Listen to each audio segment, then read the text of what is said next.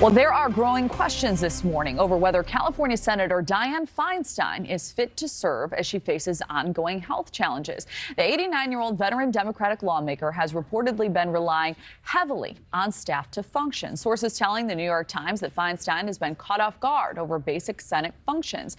The report saying, quote, when Vice President Harris was presiding over the chamber last year and one of many instances in which she was called upon to cast a tie-breaking vote, Ms. Feinstein expressed confusion, according to a person who witnessed the scene, asking her colleagues what she was doing there. We'd like to welcome Chris Hahn, NewsNation political analyst and former senior aide to the now Senate Majority Leader Chuck Schumer. So, Chris, since returning to Congress after recovering from shingles, her aides have reportedly been providing extra help. That includes reminding her how and when to vote, reportedly. So at least 5 House Democrats have called on Senator Feinstein to resign. She's remained steadfast that she'll serve her full term until January 2025. Do you think she should resign? Well, it depends, right? I mean, every senator relies heavily on staff, having worked in the Senate. I recall that greatly. And by the way, the longer they serve in the Senate, the more they rely on staff, particularly staff that's been with them for a long time. So that is something that, we don't know exactly what she's relying on them for. But look, if she cannot function, she needs to step aside. The people of California are already underrepresented, in my opinion, in the United States Senate because of the way the Senate is divided.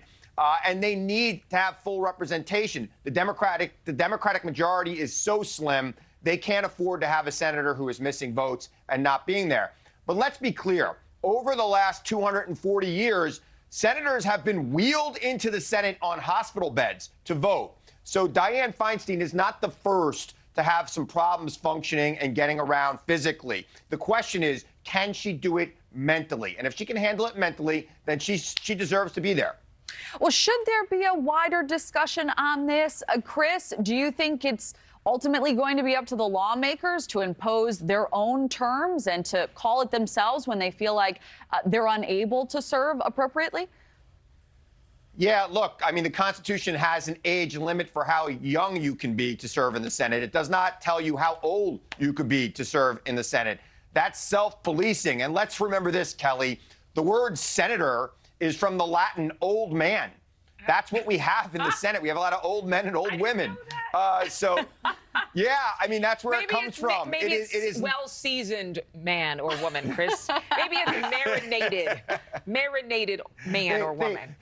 They've been marinating. I was at Taylor Swift this weekend with my daughter. I don't think there were a lot of senators hanging out in that crowd this weekend. So it is what it is. They're going to be older people in the Senate. It's always been the way. It's a club that nobody ever wants to leave. They are treated too well. But again, the people who vote them in know how old they are when they vote them in. This is not like the House where they don't know who they're voting for. They just vote partisan. Senate races tend to have a lot of high-profile candidates. People know who they're voting for. They know how old they are. This was discussed when she ran for re-election a couple years ago. Okay. So the people of California knew what they were getting into. If she cannot function mentally, though, she needs to step aside. And we haven't really seen clear evidence that that's the case yet. All right. That's a really excellent point, Chris. I really appreciate you bringing that up. We've got 30 seconds left.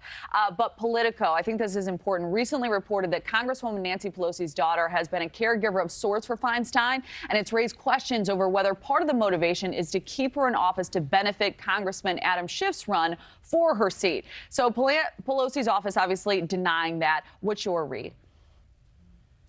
I don't think that Governor Newsom would put one of the candidates for that Senate seat in that seat. That would be, that'd be malpractice politically. So I don't think that has anything to do with anything. I think that if she has to resign, they'll pick somebody who is not seeking to replace her in November for that seat. It would be too far of an edge for somebody.